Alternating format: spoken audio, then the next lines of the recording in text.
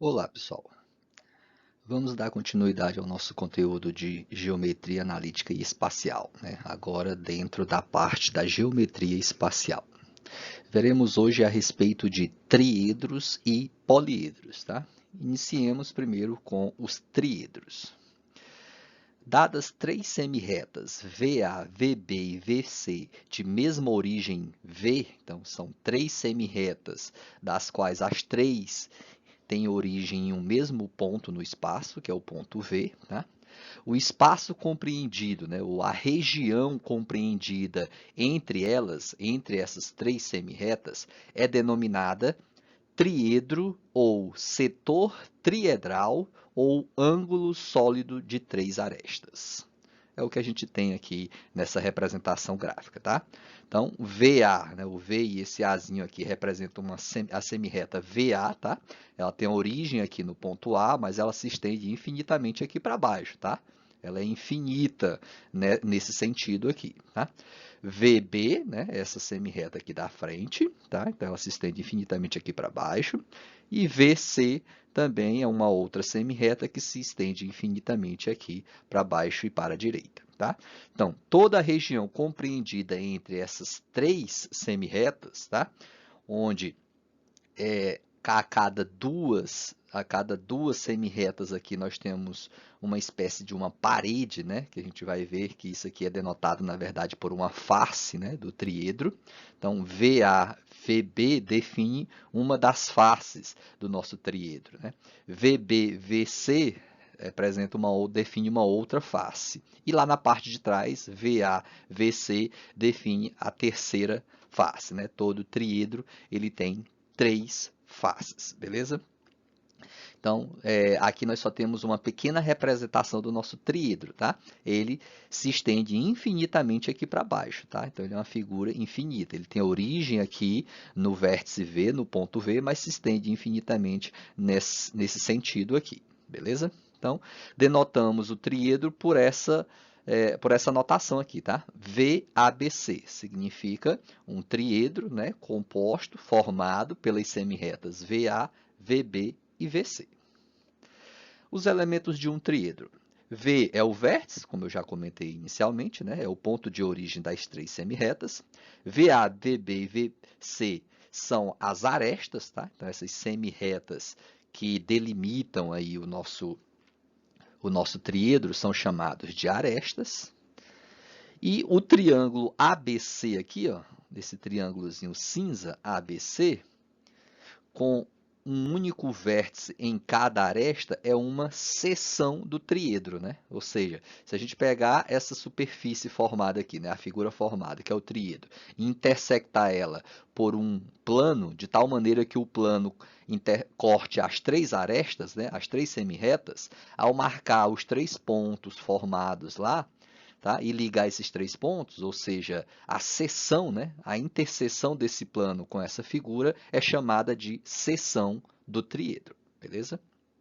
Assim como a gente viu lá a seção do diedro, aqui também tem a seção do triedro, tá? Então, esse triângulo ABC é uma seção do triedro, porque foi intersectado, né? Foi cortado o nosso triedro por um plano, de tal maneira que o plano intersecte as três semirretas, as três arestas. Relação entre as faces. Em todo triedro, qualquer face é menor que a soma das outras duas. Tá? Aqui a gente está tratando de ângulos, tá, pessoal? O nosso estudo aqui de diedros, triedros, poliedros, no caso, é mais relacionados a ângulos, tá? As medidas dos ângulos, tá? A questão de área a gente vai ver mais adiante, tá? Então, a questão de ângulos, né? Em todo triedro, qualquer face, então, a medida do ângulo, né, representado por qualquer face, porque toda face aqui é um diedro, né? VA, VB e VB com VC formam um diedro, né? Esse ângulozinho aqui é representado por esse canto, né? Assim como VB, VC e VCVA formam outro cantinho aqui, então aqui também tem um diedro e aqui tem mais outro diedro, né? Então são três diedros, ou três diedros, tá? Todo triedro tem três diedros, no caso, né? Formado por duas faces, né? Tomadas duas a duas aí. Então, de acordo com a nossa relação, né, o diedro AC, ou o ângulo AC, é menor que a soma dos outros dois, ou seja, é menor do que AB mais BC. Né? Essa relação, pessoal, lembra bastante a questão da desigualdade triangular. Né? Num triângulo qualquer, sabemos que a medida de um dos lados do triângulo é sempre menor do que a soma dos outros dois lados, tá? Isso também vale para ângulos, né? No entanto, a questão do ângulos aí pode ocorrer a igualdade, né? Lá em triângulos, a gente pode ter que um ângulo, né? Um ângulo, na verdade, é menor ou igual à soma das duas, o que já não ocorre aqui em triedros, tá? Um lado é sempre menor do que a soma dos outros duas, não ocorre a igualdade. Se ocorrer igualdade, a gente não vai ter a formação de um triedro, beleza? A demonstração dessas relações, tá, pessoal, vocês encontram no livro lá, Fundamentos de Matemática Elementar, volume 10, Geometria Espacial. Eu vou estar demonstrando algumas das relações aqui que eu estou julgando ser mais importantes, tá? Porque a gente não tem tempo suficiente para ver todas as demonstrações, todas elas. Mas geralmente o autor, o livro, coloca as demonstrações de todas elas. É interessante que vocês deem uma olhada, acompanhem também pelo livro, beleza? Então, um exemplo, seja F1, F2 e F3, as medidas das faces de um triedro, provar que F1 é maior ou igual que o módulo de F2 menos F3, maior ou igual não, apenas maior, né? E menor do que F2 mais F3. Ou seja, qual a informação que nós temos aqui nessa desigualdade, né?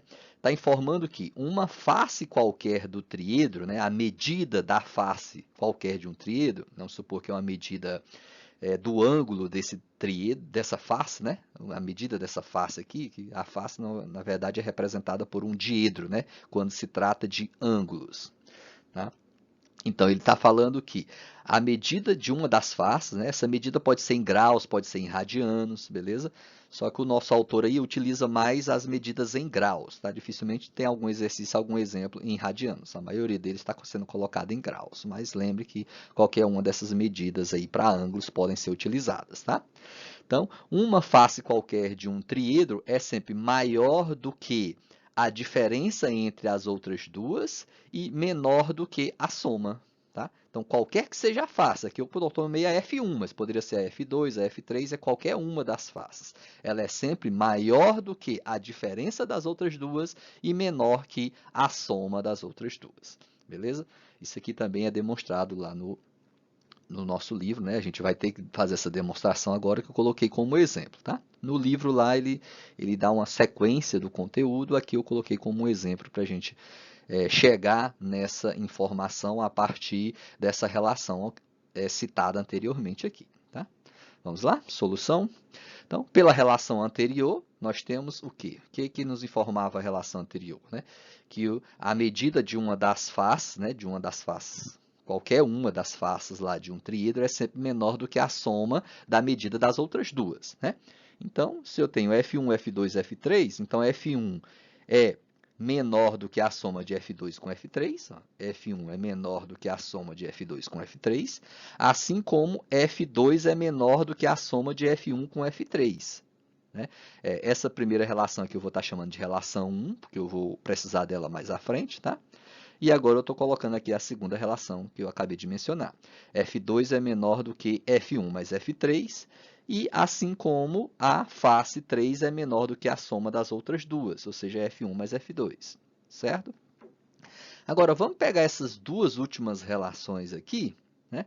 Vamos trabalhar com elas. Da segunda, nós temos que, se eu trouxer esse F3 para o lado esquerdo da minha desigualdade, vai ficar como? F2 menos F3 menor do que F1, não é isso? Que é equivalente a somar a medida de menos F3 em ambos os lados da desigualdade, né? Lembra que vale isso é verdade. Tanto na desigualdade quanto na igualdade, a gente pode somar um valor real, né, em cada um dos lados aqui, que essa desigualdade não altera, tá? Então, que de forma mais rápida, né, em ideia de macete, o que a gente faz? É simplesmente pegar um valor e levar para o outro lado da desigualdade. Quando você faz isso, você tem que trocar o sinal, né? Então, o mais F3 eu trouxe para cá, ficou menos F3, né? Então, F2 menos F3 é menor que 1. Tá? Então, aqui eu tenho uma relação envolvendo o F1, aqui eu já tenho uma outra relação também envolvendo o F1. E nessa terceira aqui eu também quero uma outra relação envolvendo também o F1, ou seja, eu quero deixar o F1 sozinho aqui no lado direito da desigualdade. Ou seja, levo o F2 aqui para o lado esquerdo, como que fica? F3 menos F2 menor que F1.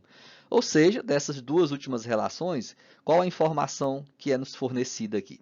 Que F1 é maior do que a diferença de F2 por F3 e F1 também é maior do que a diferença de F3 por F2. Ou seja, tanto faz eu calcular a diferença de qualquer uma das duas outras faces, né? Não importa quem vem primeiro, pode ser F2 menos F3 ou F3 menos F2, qualquer forma o resultado obtido é menor do que F1, certo? Então, F1 está sendo maior do que a diferença entre as faces F2 e F3 em módulo, ou seja, não importa quem vem primeiro, né? Se F2 vale 5 e F3 vale 1, 5 menos 1 daria 4, né? Aqui do mesmo jeito, né? Supondo ser números reais, tá? Porque, na verdade, F1, F2 e F3 são ângulos, tá? Então, são em graus, né? Então, vamos colocar isso em graus aqui. Se aqui fosse 5 graus e aqui fosse 1, 5 menos 1 dá 4. E aqui seria 1 menos 5, que daria menos 4. De toda forma, o valor de F1 vai dar sempre maior do que essa diferença, né? De acordo com a nossa relação fornecida aqui anteriormente. Tá? Então, isso significa que F1 é maior do que o módulo dessa diferença, porque não importa quem vem primeiro, né? Por isso usamos as barrazinhas. É só lembrar da definição de módulo, né? Se a gente diz que algo é maior do que o módulo de uma expressão, significa que ele é maior, né, do que essa diferença aqui em qualquer sentido, ou seja, F2 menos F3 ou F3 menos F2, ou seja, o resultado dando positivo ou negativo, F1 aqui está sendo sempre maior. Tá? E vou chamar essa última relação obtida aqui de relação 2. Agora vamos juntar as duas obtidas aqui. Ó. Essa relação 1 com essa relação 2 está afirmando que F1 é menor do que a soma das faces, e aqui está afirmando que F1 é maior do que a diferença das faces, né? A diferença das medidas dessas faces. Beleza? Ou seja, a gente demonstrou o que pediu aqui no nosso problema. Né? Então, resumindo aqui, das desigualdades 1 e 2, vem que F1 é maior do que o módulo da diferença entre as duas faces F2 e F3, né? E é menor do que a soma. Beleza? É uma relação que a gente pode estar utilizando aí para obter as variações dos valores de uma face decorrente dos valores das outras duas faces. Tá?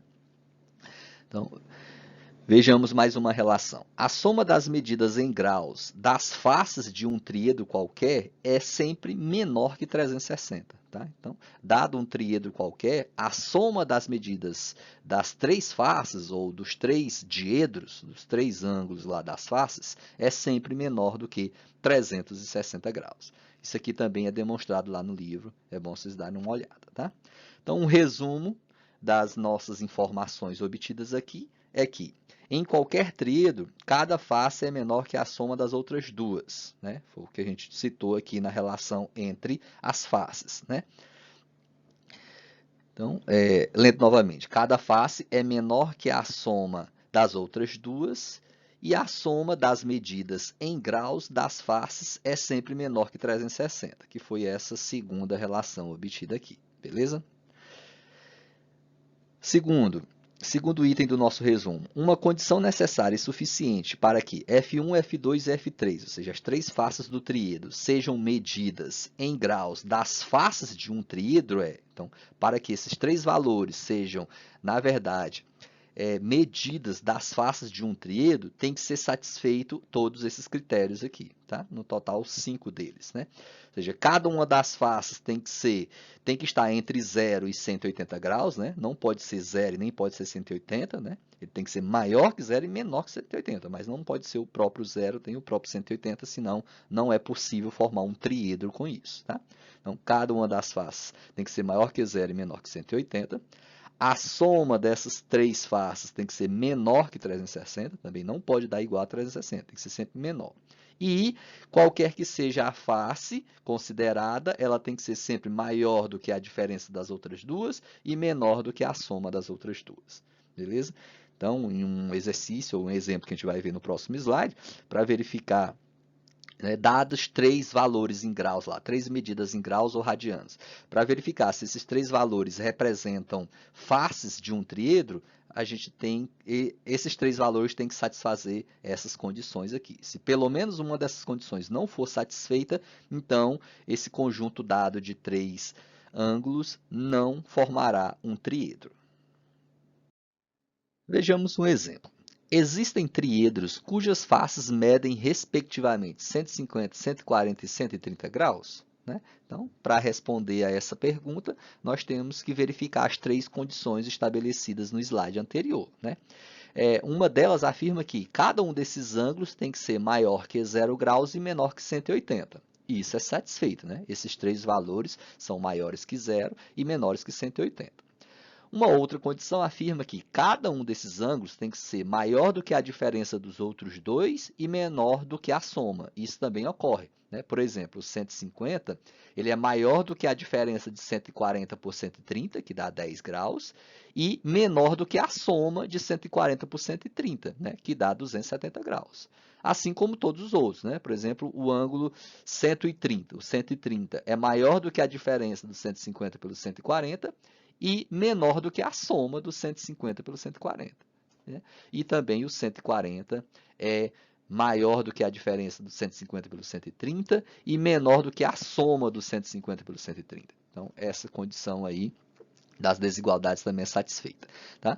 No entanto, tem uma delas que não é satisfeita. Qual é? A que afirma que a soma das 3 medidas, a soma dos 3 ângulos, tem que ser menor que 360. Beleza? Então, o correto seria, para a solução desse exemplo, fazer todas essas verificações. Mas caso você já saiba qual é a verificação que está falhando, ou seja, que esses 3 ângulos não pertencem a um triedro, não formam um triedro, você pode responder, né? Você pode mostrar aqui que ele não forma um triedro apenas com aquela condição que está falhando. Tá? Por exemplo, aqui, coloca na solução. Basta verificar as condições entre as faces vistas no slide anterior. Uma delas afirma que a soma, né, das medidas lá das faces tem que ser menor do que 360 graus. A soma das medidas das faces tem que ser menor do que 360 graus. E isso, na verdade, não ocorre. Né? Substituindo, né, o AB vou considerar como sendo 150, o AC sendo 140 e o BC sendo 130. Então, fazendo a substituição, repetiu 360 graus aqui do lado direito, soma aqui o lado esquerdo, vai dar 420 graus. 420 graus menor que 360 graus. Essa afirmativa é uma afirmativa falsa, né? Ou seja, 420 graus não é menor do que 360 graus. Isso significa que essas 3 medidas não formam um diedro, beleza? Ou seja, falhou essa condição aqui que é necessária para que exista um triedro com essas 3 medidas, tá? Agora, se no caso fossem 3 medidas que formassem um triedro, pessoal, como que vocês iam responder esse exemplo? Vocês teriam que mostrar todas aquelas condições lá, tá? Aqui eu só calculei uma delas, só mostrei uma delas que é a que está falhando. Agora, se todas se confirmassem, se todas fossem verdadeiras, teria que colocar o cálculo aqui de todas elas, tá? Para assim provar que aqueles 3 ângulos formam sim um triedro. Então, portanto, não existe um triedro com essas medidas dadas. Congruência de triedros. Né? Quando é que 2 triedros são ditos congruentes? São ditos côngruos. Um triedro é congruente a outro se e somente se é possível estabelecer uma correspondência entre suas arestas e as do outro, de modo que seus diedros são ordenadamente congruentes aos diedros do outro e suas faces são ordenadamente congruentes às faces do outro, né? Ou seja, em termos de medidas, em termos de ângulos, tá? De forma gráfica aqui, nós temos o triedro dado pelas semirretas VA, VB e VC, e aqui eu tenho um outro triedro dado pelas semirretas VA', VB', VC'. Esses 2 triedros aqui serão congruentes, né? Ou seja, o triedro VABC é congruente ao triedro VA', B', C', se somente se essas duas né, esses dois itens aqui forem satisfeitos, né? Em cada item são várias verificações, são vários cálculos, né? O primeiro aqui está falando da medida das faces, né? A face lá, a medida da face AB, o ângulo da face AB, o ângulo da face AB, esse lado aqui, ó, esquerdo, tem que ser congruente ao ângulo da face A', B'. Esse ângulo aqui, ó, da face A', B'. É o que foi representado por dois tracinhos aqui, ó, duas linhas aqui, tá? Esse tracinho de cima aqui é lá da parte de trás. Então, aqui do lado esquerdo tem dois tracinhos, aqui dois tracinhos, que é para dizer que o ângulo formado aqui é igual ao ângulo formado aqui, é congruente, tá? O ângulo BC tem que ser igual, tem que ser congruente ao ângulo B'C', né? A medida da face BC tem que ser congruente à medida da face B'C', que é essa face aqui do lado direito, né? A BC foi representado por três tracinhos, aqui também três tracinhos para indicar que eles são congruentes, que formam o mesmo ângulo. A face tem a mesma medida, tá? E também a face lá de trás, né? Ou seja, a face formada por CA, a face lá de trás, ó, face que está lá na parte de trás, formada pelas semirretas lá VA e VC, né? Ela tem que ser congruente à medida lá de trás desse outro triêdro aqui, que é formado pela aresta VA', VC', tá? A face lá de trás tem o mesmo ângulo, tá lá, que está representado por aqueles tracinhos lá atrás, né? É uma linha só tracejada porque está na parte de trás. Aqui também, uma linha só tracejada pela parte de trás. Está informando que eles são iguais, têm a mesma medida. Tá? E o outro item é, além das medidas das faces, as medidas dos diedros também tem que ser congruentes, né? O DA, ou seja, o diedro da aresta A, da aresta formada pela semirreta VA, o diedro aqui, okay, esse canto, né? É o ângulo interno lá formado nesse canto, tem que ser congruente ao ângulo interno a esse outro canto, no caso aqui o A'. Tá? E o diedro B tem que ser congruente ao diedro B'. Então, o ângulo interno aqui formado na aresta B', na aresta B, tem que ser congruente ao ângulo formado aqui na aresta B', né? Aqui foram usados dois cantinhos, aqui também dois cantinhos para indicar que eles são iguais. E o de C tem que ser igual ao de C', ou seja, o diedro da aresta C tem que ser congruente ao diedro da aresta C', né? Aqui foram indicados três cantinhos, né? Três cantinhos aqui na aresta C, aqui também três cantinhos na aresta C', só para informar que eles são iguais, que eles têm a mesma abertura, mesma angulação, mesma medida, ok? Então, tem que ser satisfeito esses dois itens, né, que são vários critériozinhos tomados de forma correspondentes para que sejam afirmados os dois triêdos serem congruentes. Vejamos agora a respeito de ângulos poliédricos convexos. Sua definição, né?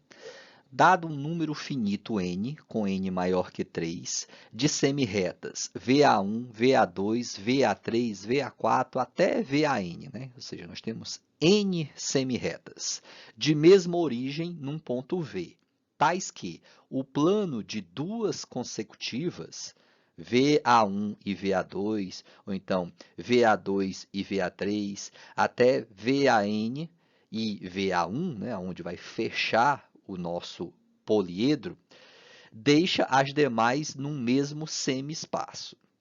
O espaço ou a região compreendida entre essas semirretas é denotado ângulo poliédrico convexo ou pirâmide ilimitada ou ângulo sólido, tá? Então, vocês podem, de acordo com o livro que vocês estiverem utilizando, vocês podem encontrar essas três nomenclaturas aí para a nossa definição.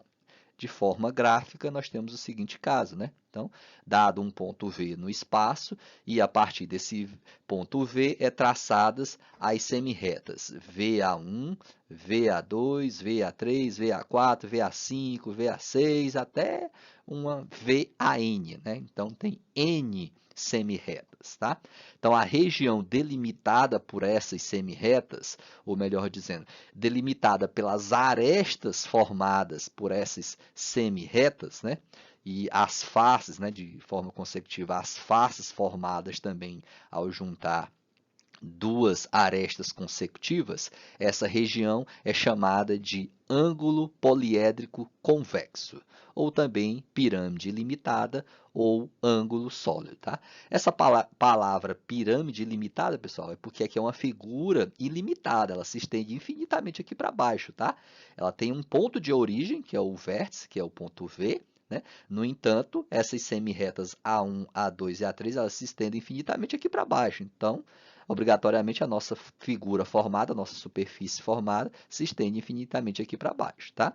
E essa região interna da nossa figura é chamada também de ângulo poliédrico convexo, pirâmide ilimitada ou ângulo sólido, beleza? E se a gente intersectar essa nossa figura formada, se a gente intersectar o ângulo poliédrico convexo com um plano, de tal maneira que o plano corte todas as arestas, a interseção formada é chamada de seção da nossa superfície ou seção do nosso ângulo poliédrico convexo, tá? No caso, essa figura cinza aqui, ó, delimitada aqui, beleza? Os elementos de um ângulo poliédrico convexo, né? O V é o vértice, como eu já mencionei. VA1, VA2, VA3 até VAN são as arestas, tá? A gente pode chamar as arestas apenas de A1, A2, A3, tá? Sem fazer menção a esse vértice. Em algumas situações a gente vai, né, no decorrer do nosso estudo, a gente vai começar a usar apenas essa nomenclatura para arestas, apenas A1, A2, A3, sem fazer menção ao vértice, tá? Mas de início vamos estar sim falando muito a respeito do ponto de origem que é o vértice, beleza? E os ângulos formados pelas arestas A1, A2, A2, A3, A3, A4 até o AN, A1 são as N faces do ângulo poliédrico, né? São as medidas dos ângulos, né? São as medidas das faces da nossa figura formada, que é chamada de ângulo poliédrico convexo, tá? Então, A1, A2, que significa que você está juntando aqui as arestas A1 e A2, né? E essas duas arestas juntas formam essa face aqui, né? Essa face da esquerda. E a medida dessa face, o ângulo dessa face, né? É denotado justamente por essas arestas, A1 e A2, assim como A2 e A3, né? Ou seja, cada duas faces consecutivas, cada duas arestas consecutivas forma uma face, beleza? Ele também possui N diedros, cada um deles determinado por duas faces consecutivas, né? Se você pegar essa face aqui da esquerda, ó, essa face entre as arestas A1 e A2, e essa outra face aqui, formada pelas arestas A2 e A3, esse cantinho aqui, ó, forma um ângulo lá internamente, né? A junção dessa face da esquerda com essa face da frente forma um ângulo, né? O ângulo vai estar justamente aqui, é um canto que vai estar tocando aqui a aresta A2. E esse ângulozinho interno lá é um diedro. Então, se for contar todos os ângulos internos lá, nós vamos ter N ângulos, ou seja, N diedros, né? Lembrando que diedros vem de 2, né? São a cada duas faces formadas. Num ângulo poliédrico convexo, qualquer face é menor que a soma das demais. A relação, né, que vem aí de forma bem, como se fosse uma generalização do que a gente viu lá para os triedros, né? É uma outra observação bastante importante, pessoal, é que o triedro pode ser considerado um poliedro, né? Um poliedro onde n é igual a 3, tá? Porque aqui a gente fez a nossa definição considerando n maior que 3, ou seja, 4, 5, 6, 7 ou mais, né? Mais arestas, mais faces. Mas com n igual a 3, a gente já tem sim um poliedro, no caso, um poliedro particular, aí, que a gente já viu no slide anterior. Tá? Então, vale a relação para todo poliedro convexo, todo ângulo poliédrico convexo. Qualquer face é menor que a soma das demais. Né? Então, colocando em medidas aqui, a face Fn, lembrando que ela é uma face qualquer, vai ser sempre menor do que a soma de todas as outras, F1, F2, F3, até a mais próxima da Fn, que eu estou representando aqui por Fn-1. Num ângulo poliédrico convexo, a soma das faces é menor que 4 ângulos retos, ou seja, é menor que 360 graus, né? 4 ângulos retos, que é 4 vezes 90, dá 360 graus, não é isso? Então, uma outra relação aqui para os ângulos poliédricos convexos, né? A soma dos ângulos das faces, né, de todas as faces, que a gente vai estar chamando de SN, tá? SN significa a soma das N faces. É sempre menor que 4 ângulos retos. Esse R aqui é para representar ângulos retos, né? Ou seja, é menor que 360 graus, tá? Pode substituir esse 4R por 360 graus, porque o R é 90, ângulos retos são ângulos de 90 graus, né? Ou π sobre 2 se tivermos trabalhando com radianos. Então, a soma das faces, a soma das medidas das faces é igual a F1 mais F2 mais F3 até Fn, né? Ou seja, somar todas elas, e esse resultado é sempre menor que 360 graus, né? Se porventura forem dadas medidas cuja soma dê maior ou igual a 360 graus, o conjunto desses ângulos não formará um poliedro, beleza? Vamos lá, congruência, né? Congruência de poliedros, congruência de ângulos poliédricos convexos. Dois ângulos poliédricos são congruentes quando é possível estabelecer uma correspondência entre as arestas de um e as do outro, de modo que as faces e os diedros correspondentes sejam ordenadamente congruentes. Tá? Então, tem dados dois ângulos poliédricos convexos, para verificar se eles são congruentes, você vai ter que sair comparando lá, face por face, aresta por aresta, diedro por diedro, de forma correspondente, e verificar se eles realmente são congruentes, se eles têm realmente a mesma medida. Tá? Ângulo poliédrico regular. O que é um ângulo poliédrico regular? Um ângulo poliédrico convexo é regular se somente se as faces são todas congruentes entre si. Tá? Porque um ângulo poliédrico convexo não precisa ter todas as faces congruentes. Tá? Por exemplo, essa face aqui da esquerda pode ser aqui é uma espécie de um triângulo, né? Só que é um triângulo infinito, que ele se estende infinitamente aqui para baixo, né? Uma face triangular. Mas essa face aqui da frente, vamos supor, ela poderia ser mais larga, né? Poderia ter uma área maior do que a área aqui de baixo. Tá? A abertura aqui, né? O ângulo dessa face poderia ser maior do que o ângulo da esquerda. Tá? Nem por isso ele deixaria de ser um ângulo poliédrico convexo. Tá? Mas para ser um ângulo poliédrico convexo regular, todas essas faces vão ter que ser congruentes entre si. Então, o mesmo ângulo de uma face tem que ser igual para todas as demais faces, né? Ou seja, todas as faces do poliedro têm que ter a mesma medida, assim como as arestas, assim como os diedros, beleza? Um exemplo, as faces de um ângulo poliédrico convexo medem respectivamente 10, 20, 30, 40 e x. Lembre, observando aqui que é um ângulo poliédrico convexo, tá? Não está afirmando que ele é regular, não. Dê o intervalo de variação de x. Ou seja, aqui já está afirmando que essas 5 medidas, 10, 20, 30, 40 e x, formam um poliedro convexo. Então, não é para você verificar se forma, não. Já está afirmando que forma. Então, sabendo disso, qual é o intervalo de variação de x? Ou seja, x pode assumir quais valores em graus, né, para que realmente isso aqui seja um poliedro. Então, é só verificar as duas condições mencionadas anteriormente. A primeira delas afirma que uma face qualquer tem que ser menor do que a soma de todas as outras, né, e a soma de todas as faces tem que ser menor que 360. Com essa primeira aqui, nós temos o quê? X, né? Já que a ideia é verificar o intervalo de variação de x. Então, a nossa atenção tem que ser voltada a esse valor x.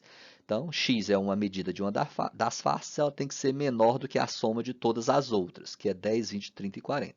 E a soma de todos esses valores dá justamente 100 graus. Então, x tem que ser menor que 100 graus. Beleza? E, de acordo com essa segunda característica aqui, com essa segunda condição, essa segunda relação, o que nós temos? Que a soma de todas as faces tem que ser menor que 360. Ou seja, 10 mais 20 mais 30 mais 40 mais x tem que ser menor que 360. E isso implica que x tem que ser menor que 260, né? Ó, soma aqui, né? Nós vamos ter 100 graus, né? Soma 10, 20, 30, 40 dá 100, joga para o outro lado aqui, vai ficar 360 menos 100, que dá 260. Tá? Então, a gente tem que achar um intervalo de variação de x que satisfaz essas duas aqui, ou seja, que seja a interseção desses dois intervalos. Na primeira relação, afirma que x tem que ser menor que 60, ou menor que 100, e nessa segunda afirma que x tem que ser menor do que 260. Qual é a interseção dessas duas, ou seja, qual desses dois intervalos satisfaz ambos os intervalos, é justamente o x menor que 60. Tá? Eu poderia até colocar aqui x maior que 0 e menor que 100. Né? Eu botei só apenas x menor que 100, mas seria interessante fazer dessa forma também. X maior que 0 e menor que 100. Tá? X não pode ser menor nem igual a zero, né? Não pode ser negativo e nem igual a zero, senão não é formado um poliedro com exatamente esses 5, né? A não ser que você desconsidere completamente esse aqui. Só com os outros tem que verificar se forma ou não, tá? Então, novamente, lembrando que x menor que 100 graus é um intervalo que satisfaz tanto essa primeira condição quanto essa segunda, né? X menor que 100 graus é justamente esse intervalo aqui, mas ele também satisfaz a segunda, né? Todo valor menor que 100 também é menor que 260. Né?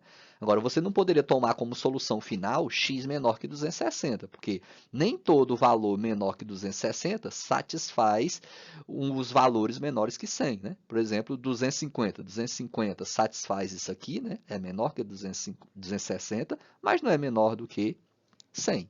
Tá? Então, por isso, a nossa solução é x menor que 100. X maior que 0 e menor que 100. Beleza? Esse é o intervalo de variação de x para que seja possível a formação desse ângulo poliédrico convexo. Vejamos agora a respeito de poliedros convexos. A definição, né? Consideremos um número finito n, com n maior ou igual a 4, de polígonos planos convexos, ou regiões poligonais convexas, tais que dois polígonos não estão num mesmo plano, cada lado de polígono é comum a dois e somente dois polígonos. Ou seja, cada aresta lá da nossa figura vai pertencer a apenas duas faces. O plano de cada polígono deixa os demais polígonos num mesmo semi-espaço, né? Ou seja, se a gente considerar um plano contendo uma das faces, a nossa figura, a nossa superfície formada vai ficar sempre no mesmo semi-espaço definido por esse plano, né? Sempre do mesmo lado desse plano. A região limitada por estes polígonos é chamado poliedro convexo, que é uma figura, né, representada de forma genérica, né, generalizando, nós teríamos isso aqui. Né? Então, observe que aqui nós temos faces pentagonais, né, ou seja, com 5 lados, né, 5 semi-retas, 5 arestas, tem faces triangulares, tem faces quadrangulares, assim como podemos ter faces com 6 lados, ou 7 ou mais, tá? Então, o importante é que essas faces sejam polígonos, tá? E que, no caso, nós tenhamos polígonos planos convexos, né? Os polígonos têm que ser planos, tá? Eles não podem fazer uma curvatura como se fosse uma espécie de uma esfera, né? Um pedaço de uma esfera. Tem que ser planos e tem que ser convexo, ou seja, considerando o plano que passa ou que contenha qualquer uma dessas faces, a figura tem que ficar toda do mesmo lado desse plano. Né? Se você considerar essa face aqui da esquerda, se a gente traçar um plano contendo toda essa face, a figura, né, essa nossa figura formada aqui, parecendo uma bola, vai ficar todo à direita do nosso plano, não vai ter nada aqui à esquerda. Né? Porque traçando um plano aqui, ele vai dividir o espaço em dois semi-espaços. E a nossa figura vai ficar completamente contida em um único semi-espaço. Não vai ter parte dela no outro lado do plano, no outro semi-espaço. Tá? Assim, nós obtemos a convexidade da figura. Os elementos de um poliedro convexo. Antes de falar dos elementos, uma pequena diferença entre aqui, né? Qual é a diferença entre poliedros convexos e os ângulos poliédricos convexos, né? Lembra que lá na questão dos ângulos poliédricos convexos, a gente pega a parte interna lá entre as faces, mas de tal forma que a figura formada lá, né, ela geralmente é sempre infinita, né? Ela não é fechada como nós temos aqui. Tá? Então, internamente, nós temos, sim, lá, ângulos poliédricos convexos. Né? Dentro de um poliedro convexo, nós temos vários ângulos poliédricos convexos. Né? Diferente lá do ângulo poliédrico convexo, que é apenas a região interna lá infinita e apenas um único ângulo lá, né? Considerando toda aquela região interna. Então, essa é a principal diferença entre um poliedro convexo e ângulos poliédricos convexos. Né? O poliedro convexo é essa figura em si, né? Toda essa superfície. E os ângulos poliédricos convexos é mais a consideração daquela região interna de uma figura ilimitada lá. As faces de um poliedro convexo, né? Que são, na verdade, os polígonos convexos, né? Ou seja, são esses pentágonos aqui, esses triângulos, né? Esses paralelogramos aqui, no caso, né? Figuras quadrangulares e assim por diante. Então, cada lado aqui é uma face. As arestas são os lados dos polígonos, né? São essas linhas pretas aqui, são os lados dos nossos polígonos. E os vértices, que são os mesmos vértices dos polígonos, né? Então, o vértice desse triângulo aqui é também um vértice do nosso poliedro. O vértice desse pentágono aqui, ó, esse vértice do pentágono também é um vértice do nosso poliedro convexo. Então, somando todos os vértices aí, nós vamos ter os vértices do poliedro convexo, tá? Uma atenção que, por exemplo, esse vértice aqui, ele está pertencendo a 3 faces, né? Então, você não pode contar ele 3 vezes, né? É apenas uma vez para o poliedro convexo em si. A reunião das faces é justamente a superfície do poliedro, né? Então, quando você reúne, você considera todas essas faces, você tem o que a gente chama de superfície do poliedro, né?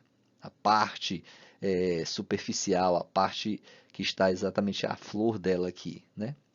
A parte da calota, digamos assim, do nosso poliedro. Congruência. Quando os dois poliedros são ditos congruentes, né? Dois poliedros são congruentes se e somente se é possível estabelecer uma correspondência entre seus elementos, de modo que as faces e os ângulos poliédricos de um sejam ordenadamente congruentes às faces e os ângulos poliédricos do outro. Da congruência entre dois poliedros sai a congruência das faces, arestas, ângulos e diedros, né? Então, se tivermos ali todos os poliedros, né? Se afirmarmos que o poliedro é congruente, então significa que a gente vai ter uma relação de congruência entre as faces correspondentes, entre as arestas correspondentes, entre os ângulos e entre os diedros. Relação de Euler, uma relação muito importante, né, que a gente vê, bem conhecida, vê até mesmo lá no ensino fundamental. Tanto no ensino fundamental quanto no ensino médio a gente ouve falar sobre essa relação de Euler. Né? Relação de Euler ou relação de Euler, né? Alguns lerem simplesmente Euler. Né? Pela a linguagem natural lá de Euler, né? A leitura correta da palavra, do seu nome, é esse mesmo, é Euler. Né? Alguns leem como Euler, sem nenhum problema. O importante é que a gente saiba quem desenvolveu, certo? Vamos lá. Para todo poliedro convexo ou para a sua superfície, vale a relação V menos A mais F igual a 2, em que V é o número de vértices, A é o número de arestas e F é o número de faces desse poliedro convexo. Tá? Então, toda vez que tomarmos um poliedro convexo, essa relação aqui será sempre satisfeita, ou seja, o número de vértices de um poliedro menos o número de arestas somado com o número de faces vai sempre dar igual ao número real 2. Se der um valor diferente de 2, isso não é um poliedro convexo. Beleza? Vamos ver isso aí? Um exemplo. Temos aqui um cubo, tá? Posso imaginar como sendo um cubo, tá? Ou então, caso isso aqui seja reto, se todas as faces forem quadrados, né? Quadrados congruentes aí, quadrados de mesma área e mesmo lado, então isso aqui é um cubo, né? Mas poderia ser também um paralelepípedo, né? Ou seja, não necessariamente os retângulos aqui precisariam ter a mesma área e os mesmos lados, né? As medidas dos mesmos lados. Mas poderia ser um paralelepípedo, que a gente também poderia confirmar essa relação de olha, né? Número de vértices, né? Nós temos 4 vértices aqui do lado esquerdo, né? Aqui na parte da frente, na verdade, e lá na parte de trás tem mais 4, ou seja, temos um total de 8 vértices, tá? Cuidado ao contar. Quando eu conto esses vértices aqui na parte da frente, eu tenho 1, 2, 3, 4. Cuidado para ele. Eu vou contar aqui do lado direito também, nessa parte verde. 1, 2, 3, 4. Cuidado, você já contou esses dois aqui da frente. Não pode contar eles novamente, beleza? Então, eu prefiro contar dessa forma, os da frente e os lá de trás. Então, que não estou contando duas vezes, não estou contando mais de uma vez o mesmo vértice, né? 4 aqui na frente, 4 atrás, um total de 8 vértices. Arestas, né? Você pode contar as arestas aqui de cima, ó, tem 4. Da mesma forma, lá embaixo tem mais 4. Só que tem essas arestas laterais, né? As arestas que estão na vertical aqui, ó, né? A de cima e a de baixo são as arestas que estão na horizontal, né? Estão deitadas, 4, 4, 8. Mas as arestas que estão na vertical, que estão em pé, tem mais 4, dão 12. E o número de faces, né? Posso olhar aqui na lateral, aqui, ó, ao redor da nossa figura, tem uma face na frente, uma à direita, uma lá atrás e outra à esquerda. Então, 4 faces. E tem mais a face de cima e a face de baixo, né? Que é a parte da base da nossa figura e a tampa aqui de cima, né? Digamos assim. Então, são 4 na lateral, uma em cima e outra embaixo, um total de 6 faces. Vamos verificar a relação de olho, né? V menos A mais F é igual a 8 menos 12 mais 6, né? Aqui nós vamos ter 8 menos 12, tá? Resulta em 4, não é isso? Menos 4, 6 menos 4, 2. Exatamente o número real, 2. Da mesma forma para esse outro poliedro aqui, esse outro poliedro convexo, tá? Quantos vértices? Na parte de baixo aqui, nós temos 5, né, que é um pentágono lá embaixo, e mais esse vértice aqui de cima, essa ponta aqui de cima. Então, 6 vértices, né?